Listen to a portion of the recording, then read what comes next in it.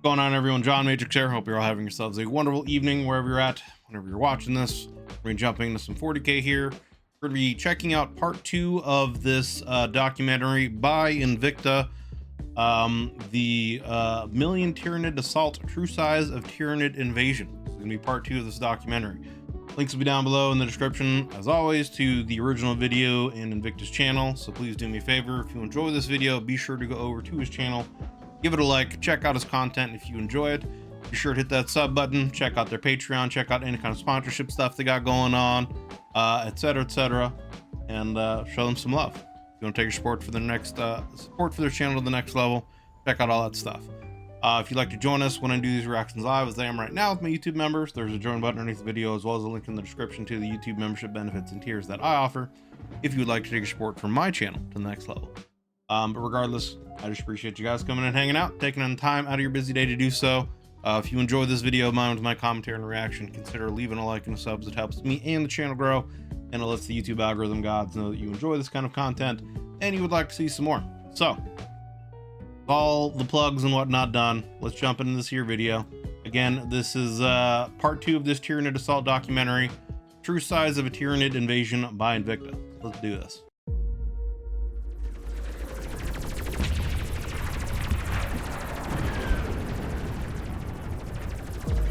I can only imagine, honestly, what this would look like in real life, you know what I mean? Like millions of Imperial Guardsmen and millions of Tyranid just over a planet-wide scale battle with just pew-pews like this going on, and artillery going on everywhere, and potentially even nukes going off across the planet, you know, like, this would be insane. Not to mention planetary bombardment potentially going on, as well as just, you know, there would probably also be a massive, you know, naval battle going on above that you could probably even see from ground level, depending on how high up in orbit they would be. You'd be seeing explosions and stuff going off in the sky during the day and probably night as well. Like, it would just be insane. It would be insane.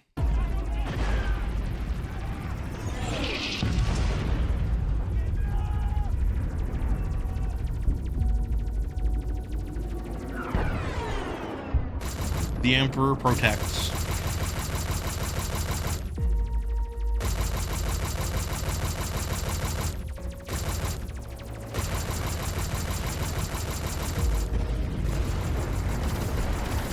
I could also only imagine what the smell out there would be like after a few days of fighting, with just all the bodies out there decaying in the hot sun between the Tyranids and, you know, the humans and whatever else is out there. Like, Jesus.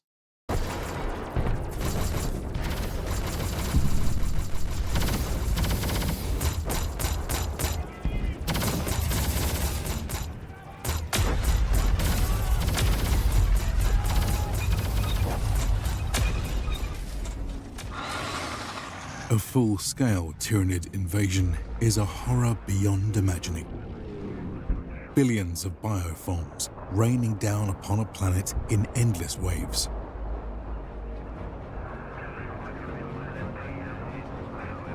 Yet the defense forces of the Imperium will not go down without a fight.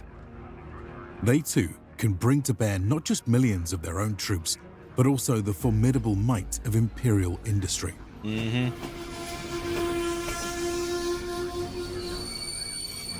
Claw and Chitin will be met by Commissar and Ceramite. In the opening hours of an invasion, these assets will be deployed with rapid efficiency to the front lines.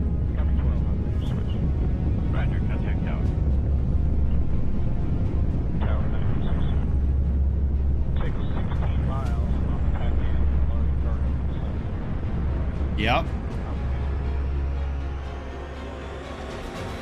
Here, the humble guardsmen will prepare to meet the invaders. With the support of mechanized units, artillery bombardments, anti-air cover, a ray of hope still shines for their salvation.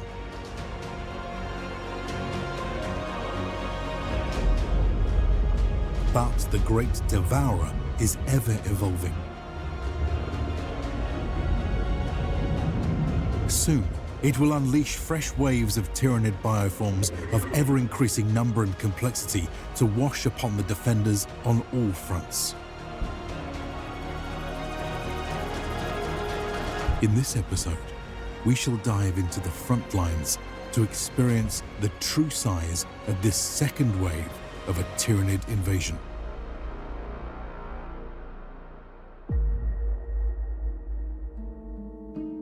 So this series has been a massive, epic undertaking. I'm going to skip ahead of the stuff, but like I said, any kind of sponsorship stuff they got going on, check out their Patreon, check out their YouTube memberships, all that kind of stuff. You know, you want to give them some support, take support to the channel to the next level, check them all out. The scope and scale of a Tyranid invasion make such events impossible to truly capture. Yet in this series, we can nonetheless simulate the major phases of these cataclysms.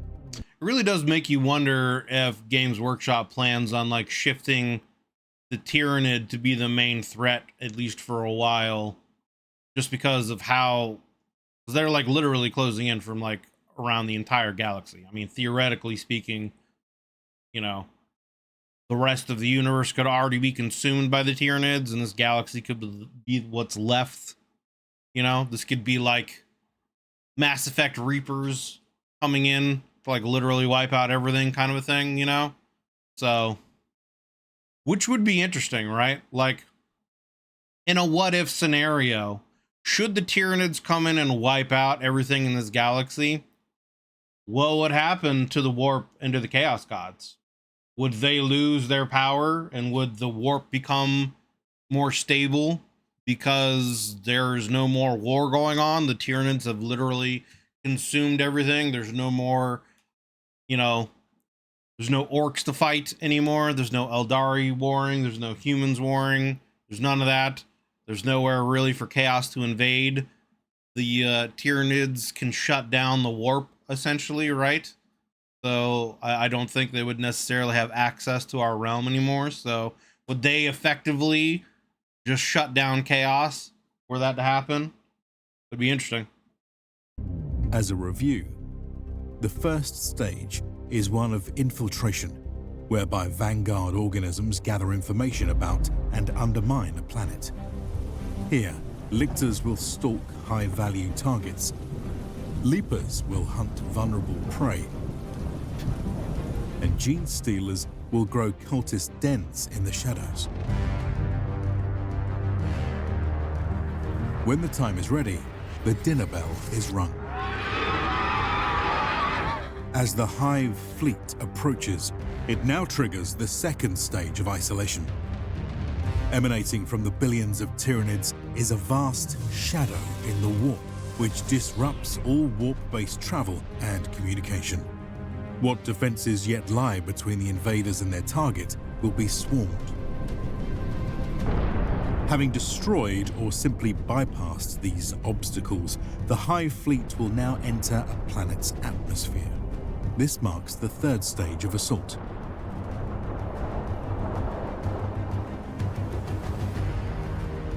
Spores now rain down upon the world in all forms, from the tiny microbial variety meant to begin terraforming the environment, to the multi-story drop pods set to unleash hordes of combat forms. Together, these will constitute one of the many waves set to overwhelm the planet. Let us now take a closer look at their operations. Let us.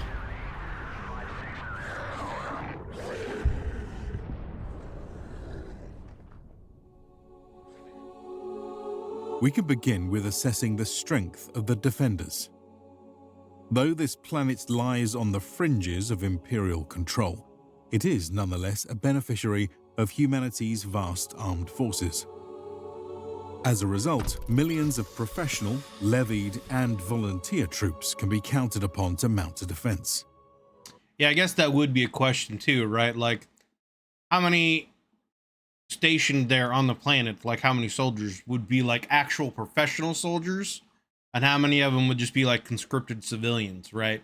You know, because this isn't like Cadia where they're literally like the last stand, protecting the chaos, you know, and from protecting from chaos incursions into our realm, kind of a thing.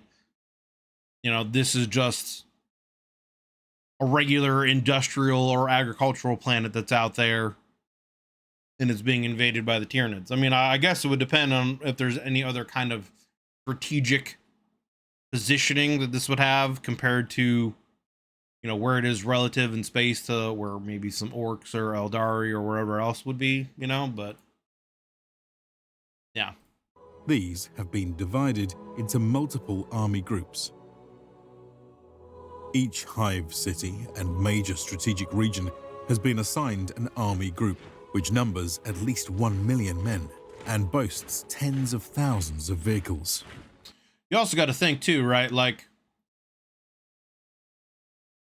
one of the big things about any foreign country coming to invade America is that you're not only dealing with the army, you're dealing with armed citizens. And I feel like that would also probably be a situation with a lot of these hive cities. I'm sure there's plenty of, you know, criminal activity that would happen on these, and they would, if they wouldn't be conscripted and or somehow absorbed into the military in some way during these situations, they would still want to protect their own assets and interests. And if they didn't flee, they would be, you know, they're fighting alongside them. So it wouldn't also just be the military. I'm sure there would be some, you know, some semblance of armed civilians there that would be defending the cities as well. This force is then further broken down into corps, which are posted across the territory's outposts, fortresses, and valuable assets. Covering an entire planetary invasion will be beyond the scope of our video. We shall therefore narrow our focus to the theatre of war centered on the young hive city, Penitent Spire. Its army group corps have been split across 7 areas of command. Once more, an exhaustive review of each of these is impractical, and so we will further focus on the southeastern sector.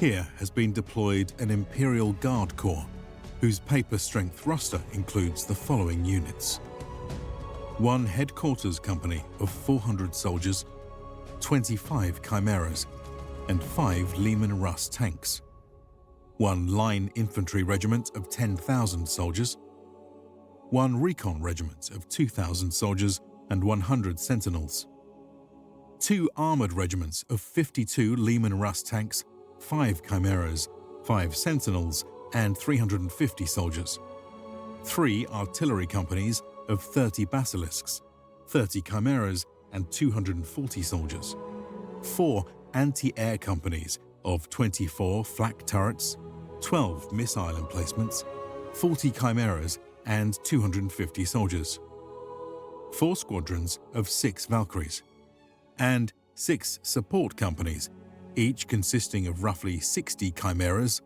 120 engineers, and 300 soldiers. I think a big question though would be like, would they even be able to get any kind of opposing air force off the ground, right?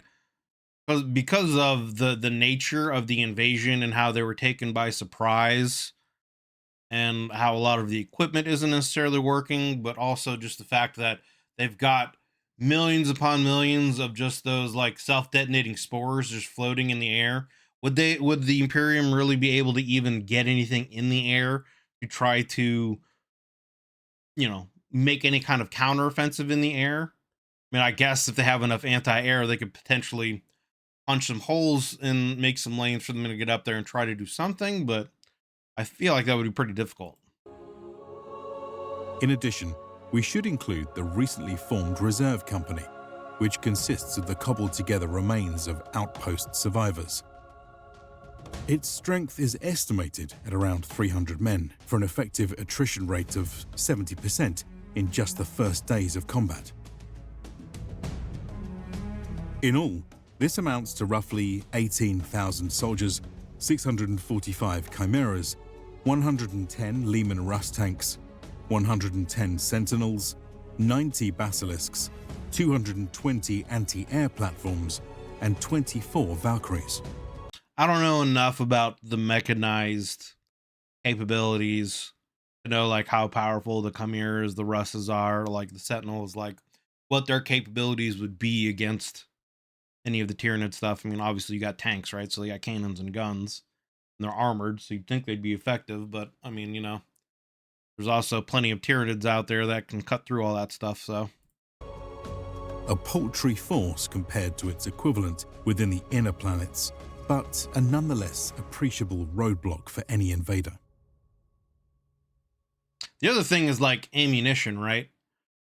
In comparison to the Tyranids, because like all the Tyranid stuff is like bio-organic, I would think would be self-regenerating. I guess as long as they're able to get enough like biomass to like energize, I guess. You know, I don't know. I don't know how that works with the Tyranids.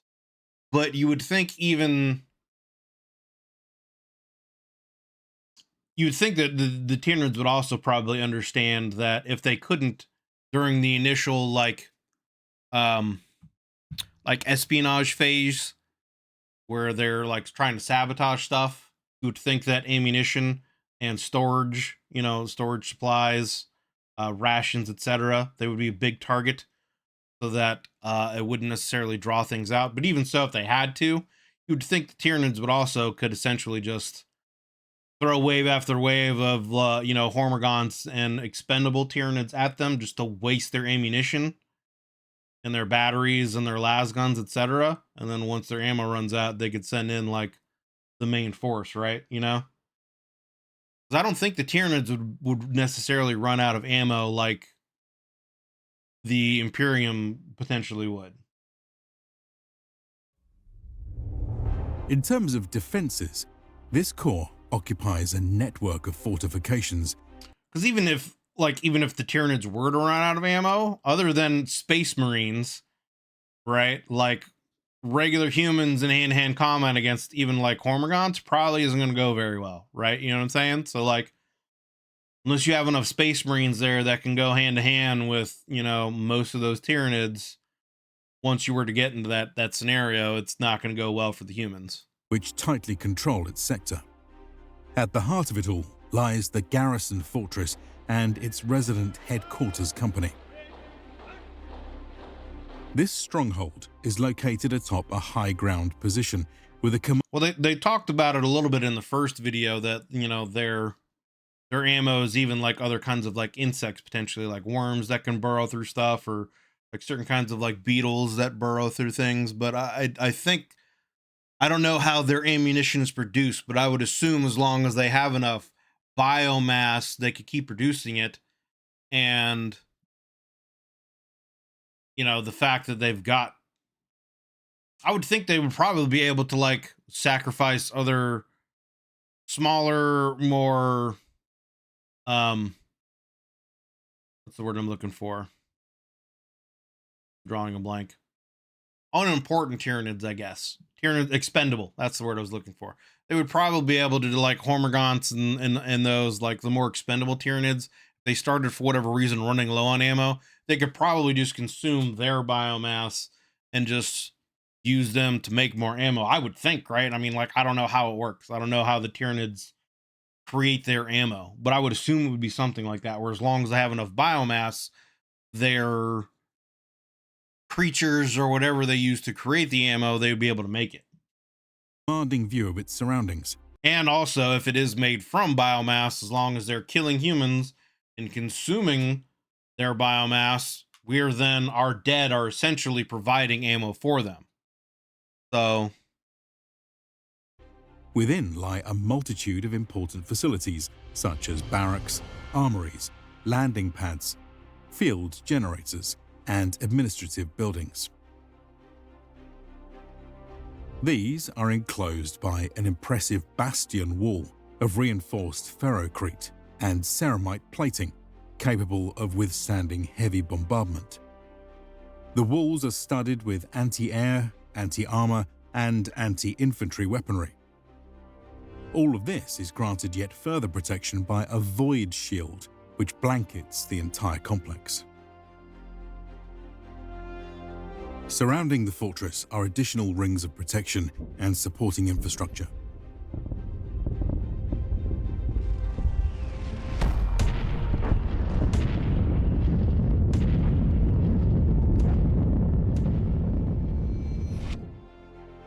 Key to the operation of this battle sector is a rail.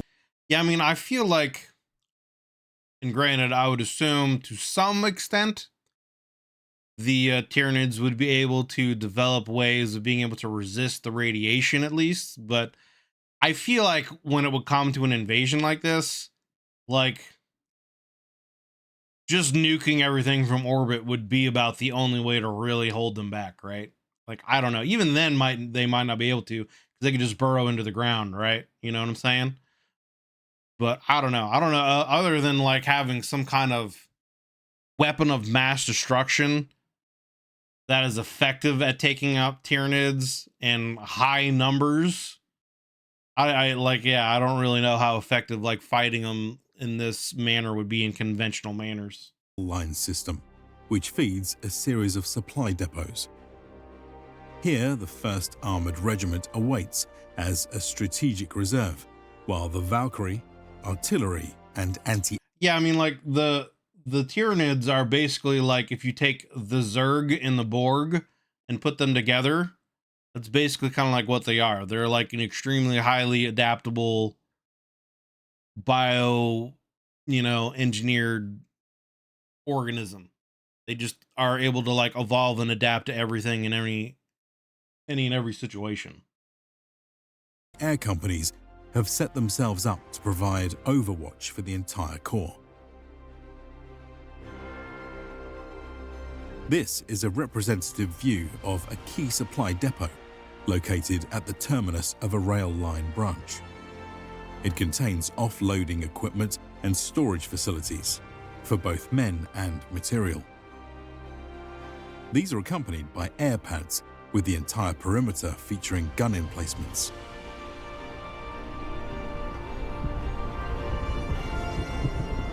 Ever since the emergency mobilization orders were issued, trains have arrived at regular intervals for the rapid deployment of the Imperial Guard Corps' 10,000-man line regiment.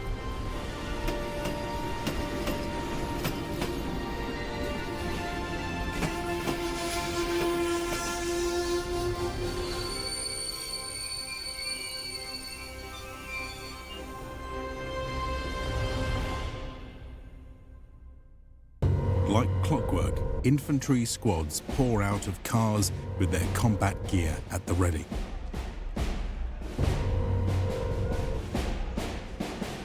They will now transfer to awaiting chimeras of the support companies. So the chimeras are the APCs, further essentially. Dispersing the men to their stations on the front lines.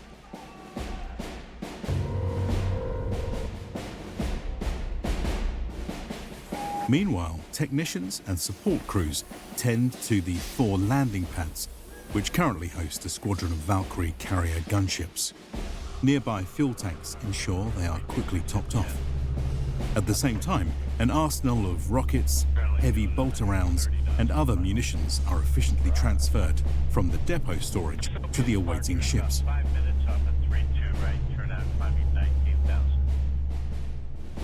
Within minutes, the crew is cleared for departure and will join their comrades in the skies.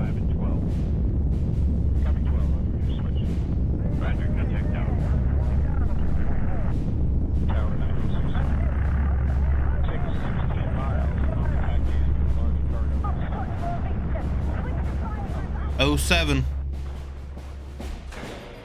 Around the edges of the depot, anti-air emplacements are completing their warm-up procedures.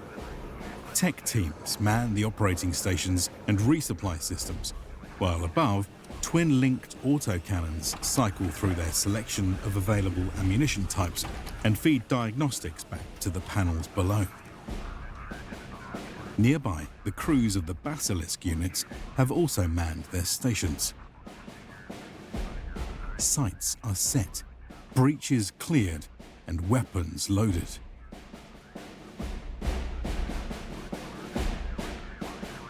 The depot's defensive weaponry comes to life just in time to meet the warning klaxons heralding the approach of Tyranid assault waves. I mean, that's really what it comes down to, is like, do we have enough ammo? And do we have enough, like, food and rations and whatnot to hold out? Because I really feel like that's what it comes down to against the Tyranids. The ship-to-surface bioforms.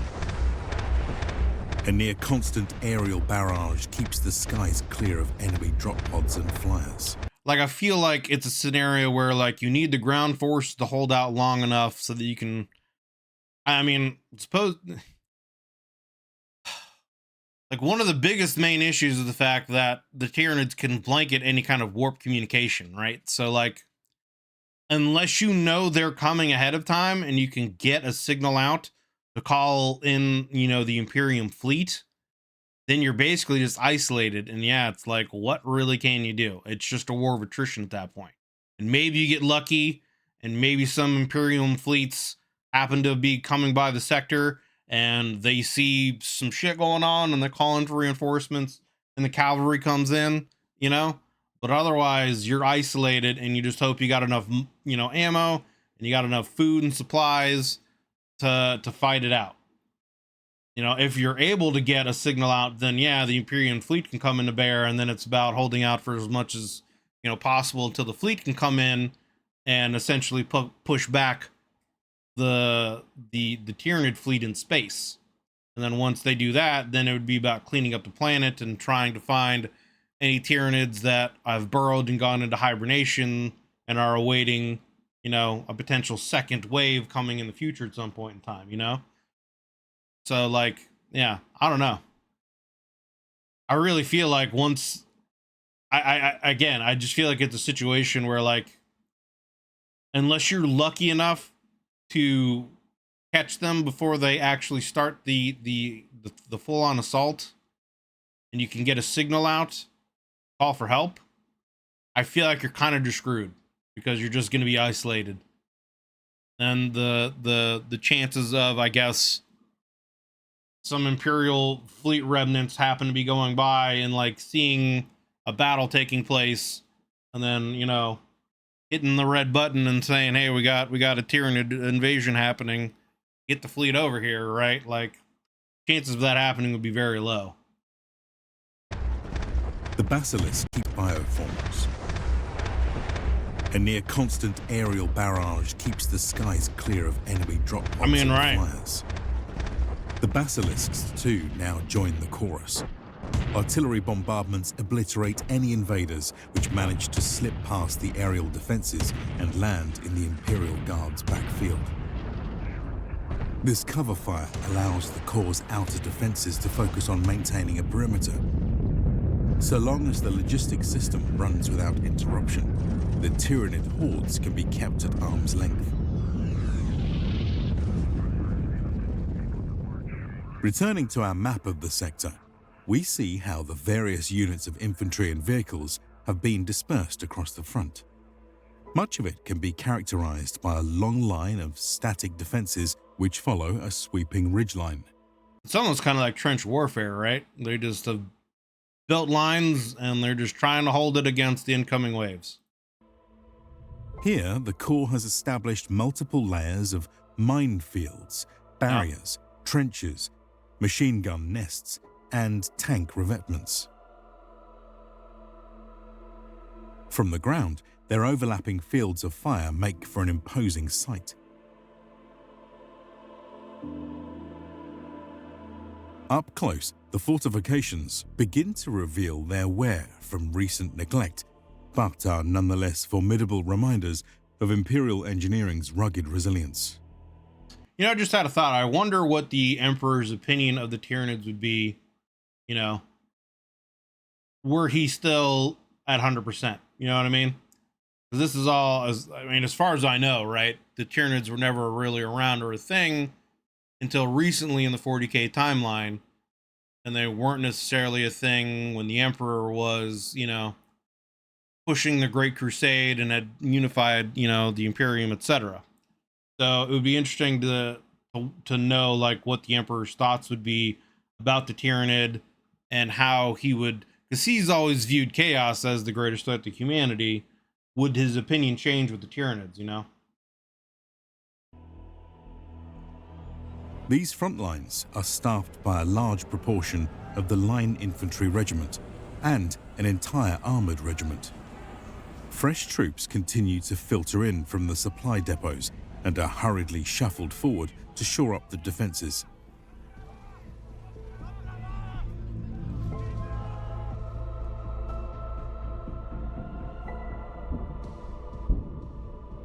And I mean, with the Emperor's knowledge of science and warp stuff and whatnot, like, would he have been able to invent something that could disrupt them, maybe break up the hive mind's psychic connection to the Tyranids, and you know, at least make them like feral?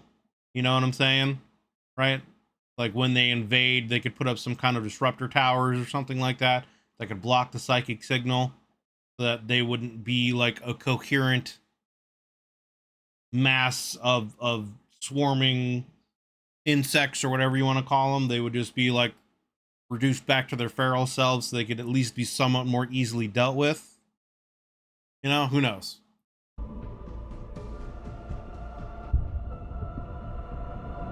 These Imperial troops have been in near constant contact with Tyranid forces, Something, yeah. which have washed upon their lines in increasingly large waves.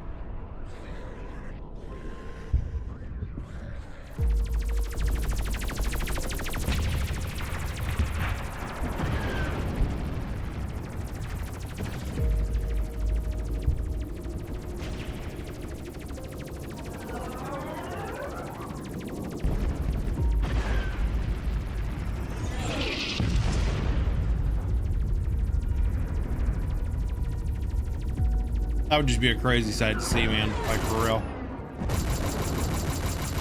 And again, I wonder if this is going to be something we're going to see in like the live action series. You know, like, what are they going to get into in, you know, Cavill's Amazon series? Are we going to see the Tyranids? Is it just going to be mostly about chaos? You know, is it going to just be mostly about the orcs?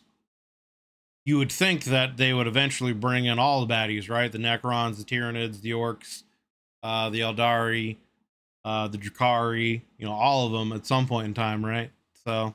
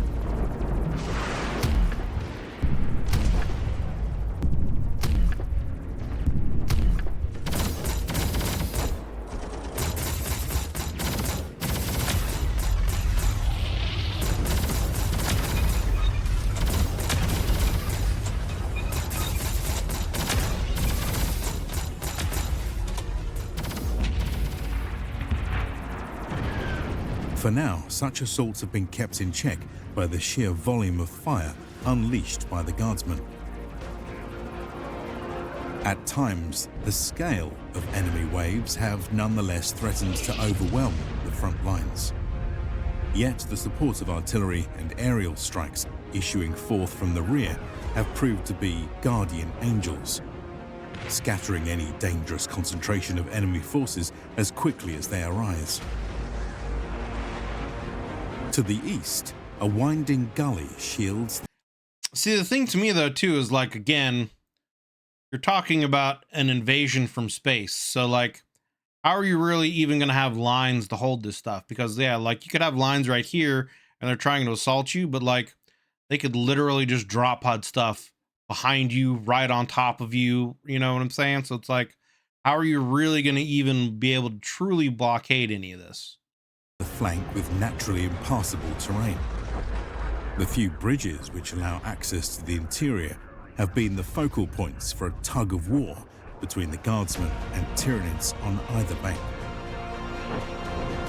For now, the Imperial Guard engineers of the support companies have managed to rig the bridges to blow, destroying all but one. This has successfully managed to channel the waves of Terminids into a killing field where companies of line infantry and detached artillery batteries hammer them on the approach. To the west, a more permeable flank exists in the form of a landscape pockmarked by waste effluvia and long-dead forests. It is a toxic place, even for Tyranid bioforms. Wow. Here, specially equipped walkers... If it's toxic even for the for the Tyranids, dude, like, that's gotta be bad. Snipers and combat patrols of the Recon Regiment lie in wait.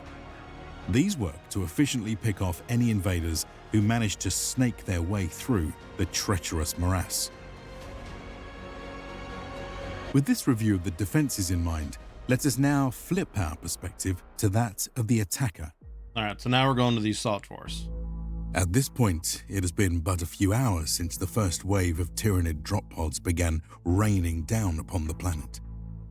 Yet already the swarm has swept aside most outer defenses, Right. allowing the invaders to establish beachheads around each Imperial army group.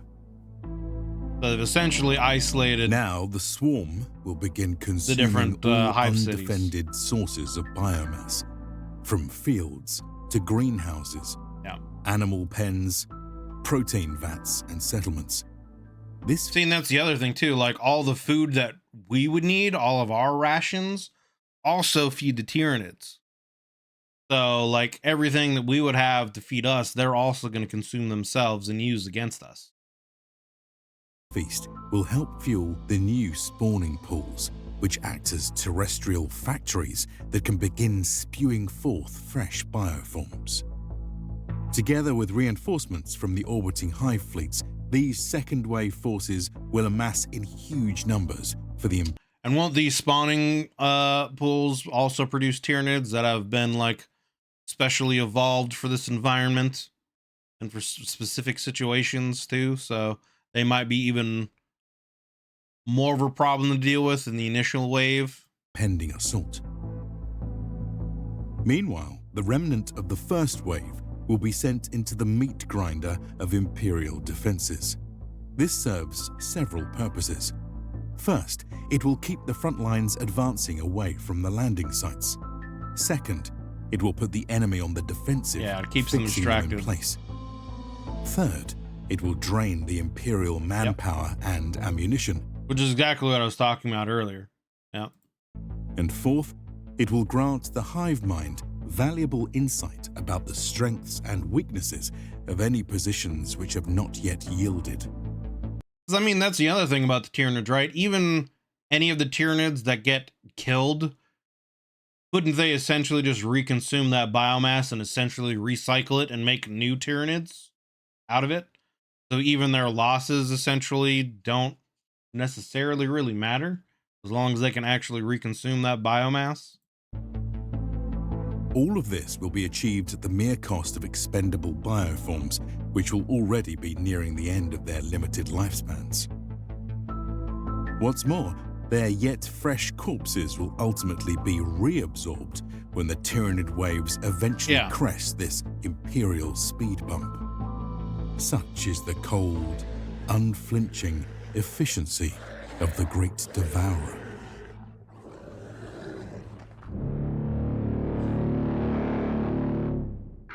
By the time the second wave assault has been prepared, its composition will have been finely tuned to counter whatever stratagem has thus far preserved the defenses of humanity. We can now review how this manifests across the various fronts of our army corps. The southern front resembles the multi-layered entrenchment of humanity's ancient First World War.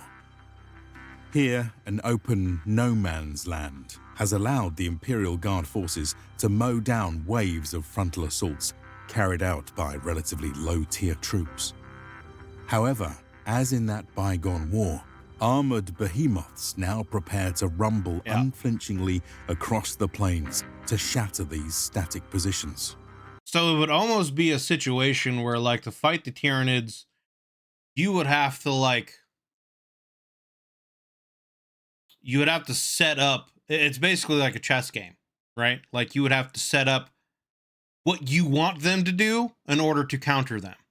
So, like, we have this set up as like this no man's land trench warfare scenario from World War I. The initial waves are going to come in and get annihilated.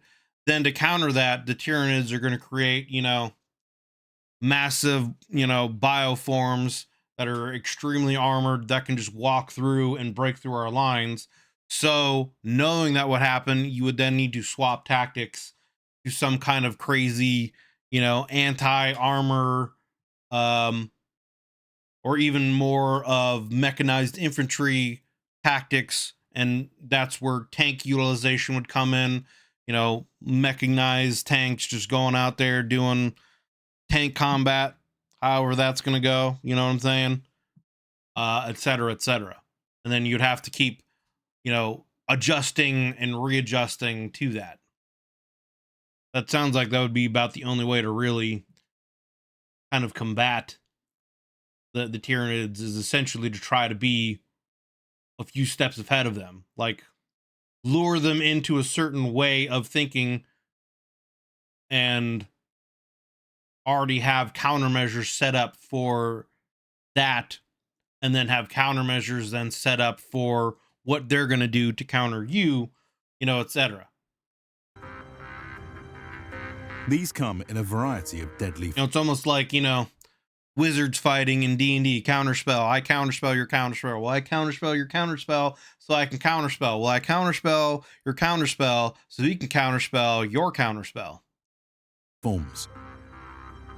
We can begin with a review of the Carnifex genus and its various subspecies. Such bioforms act as shock assault units. They're characterized by a hulking figure roughly 4 meters tall, right, with a thick carapace that is impervious to most small arms fire.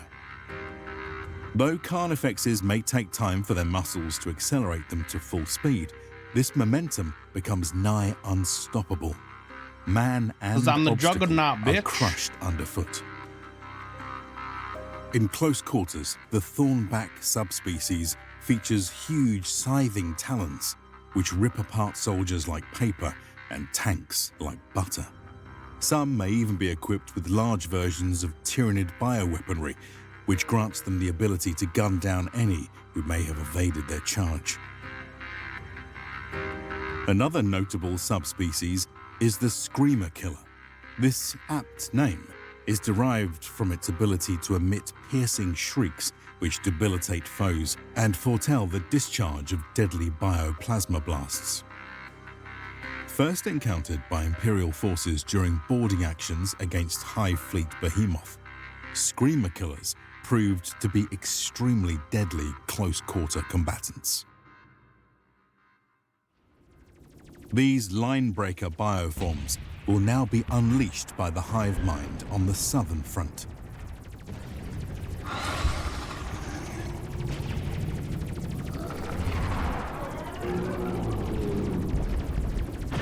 Wading through swarms of Gauls, their hulking size is all the more apparent. This fact is duly noted by the onlooking defenders. While some may feel their hearts tremble in fear, officers... I forget what they're called, but yeah, they've got like psyker and like anti-psyker things. I forget what they're called, but yeah. Quickly shore up their morale. Some even standing up out of the trenches in open defiance. With the companies thus steeled, the guardsmen fire everything at the behemoths.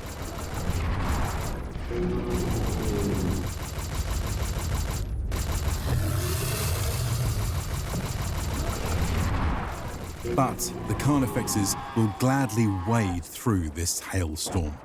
Their hulking figures serve as living shields for the hordes of gaunts that now follow in their wake.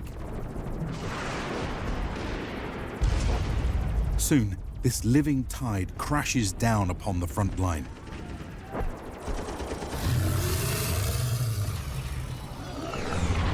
That's when you'd think you'd want to deploy air units that have, like, you know, bunker buster type, you know, bombs and missiles or whatever that could penetrate through these guys and take them out.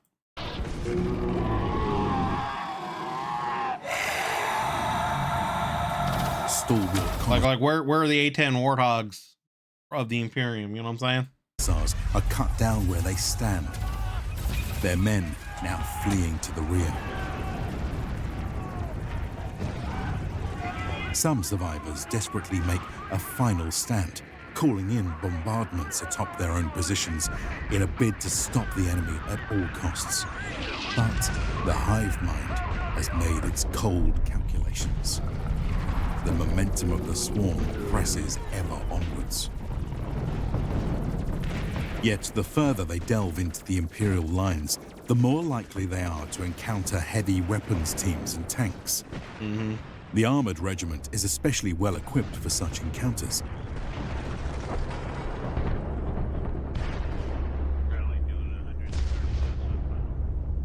Lehman Russ squadrons now pound the advancing Carnifexes. When shots find their mark, these tear vicious holes in chitinous plating, severing limbs and blasting apart body parts. Behind this cannon... So yeah, once we start getting into mechanized combat, the tanks are able to actually bust through them. The Imperial Guard infantry units can regroup and catch their breath. But such reprieve is short-lived. Though the Tyranid second wave appears to be receding, it has served its role well. The distraction Carnifexes have drawn disproportionate amounts of attention and fire away from their lesser brethren, who have been able to efficiently mop up the troops in the front lines. This has in turn bought time for the spawning of fresh reinforcements, bioengineered to crack the remaining Imperial Guard position. In a coordinated move, these now deploy across all fronts for a devastating third wave. Join us next time as we witness the unfolding of the hive mind's next move.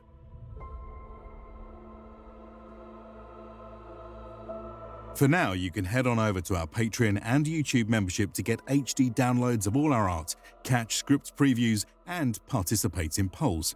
A big thanks to the current members for supporting the channel and to the researchers, writers, and artists for making this episode possible. We couldn't have done it without this team and this community. All right, well, there you go. Like I said, head over to their channel, check out their Patreon, check out any kind of YouTube membership stuff they got. If you want to give the support to their channel to the next level. And yeah, links will be below down in the description to the original video and to their YouTube channel. So if you enjoyed this video as much as I did, be sure to go over there and give it a like. Another great video. I really liked how they are showing it from both the Imperium's defense force side of things and from the Tyranid side of things. And, you know, I don't know a ton about the Tyranids, but I know enough. And yeah, basically a lot of my speculations seem to be fairly spot on, where it's like, no matter the amount of losses that the Tyranids are getting, as long as they're able to essentially reabsorb that biomass, it doesn't matter. You know, it's the same kind of conundrum when fighting against like the Night King in Game of Thrones, for example, right? Like, you're killing the dead, and then your living who have been killed in that fight then just become reinforcements for them. You know what I'm saying? So it's just a lose-lose situation fighting them, essentially. And even if you feel like you're holding them back, you're actually just falling into their strategy. So it really feels like, as far as like conventional combat goes against the Tyranids, it's almost, like I said, it feels like it's got to be a chess game where you understand their tactics and that they evolve essentially based on what you do to them, and they base their tactics on what you are doing. So you essentially have to understand what you're doing and then what they're going to do to counteract you, and you have to be already 2 steps ahead of them and be prepared to counter what they're going to do to counter you, you know? So yeah, you've got a trench warfare scenario set up, you're mowing them down, you're holding back their first line, they're essentially just waiting for you. They're essentially just using it as an attrition test your forces and what, you know, kinds of weaponry you're deploying against them and making you use your ammo.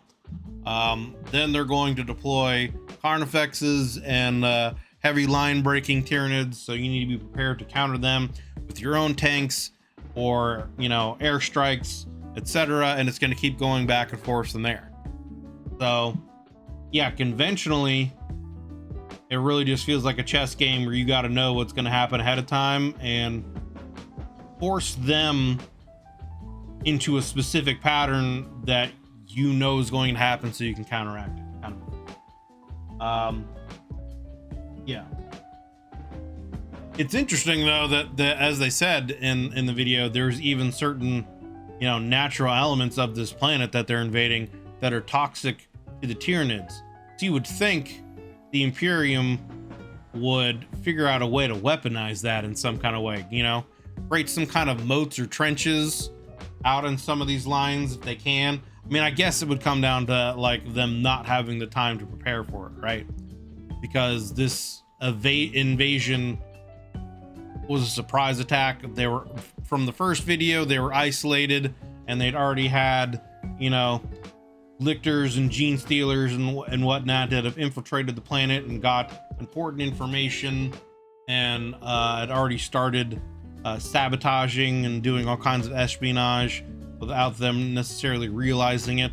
But by the time the invasion happens, they're kind of caught by surprise. So they probably wouldn't have necessarily had the time to like really create any kind of, you know, moats or anything else and utilize any of this, you know, extra toxic stuff that, you know, against them. But still, you'd think they would try to find some kind of way to weaponize it, you know what I'm saying? So when Nurgle is OP, maybe. But then again, you know, the Tyranids are ever evolving. The Tyranids can keep finding antibodies and ways to counteract their plagues, you know. What are they gonna do? So, but yeah, another great video by Invicta. And again, this was part 2 in their Tyranid assault documentary, True Size of the Tyranid Invasion. Look forward to seeing what part 3 is going to bring, as it sounds like we're about to get into the thick of the invasion and yeah, see what's going to happen moving forward. So again, links will be down below to all their stuff. Go check them out. Check out their content on their YouTube channel. Check out their Patreon and the kind of YouTube memberships and all that kind of stuff if you want to support them and go that extra mile. If you'd like to join us when I do these reactions live, as I am right now with my YouTube members, there's a join button underneath the video, as well as a link in the description, the YouTube membership benefits and tiers that I offer. So you can check all that stuff out if you want to take your support from my channel to the next level. Regardless, I just appreciate you guys coming and hanging out and taking the time out of your busy day to do so. If you're still watching here to the very end of the video, I greatly appreciate you taking the time to do so. It means a lot. I greatly appreciate all of your support. And yeah, we'll see you on the next one. Have yourselves a wonderful day.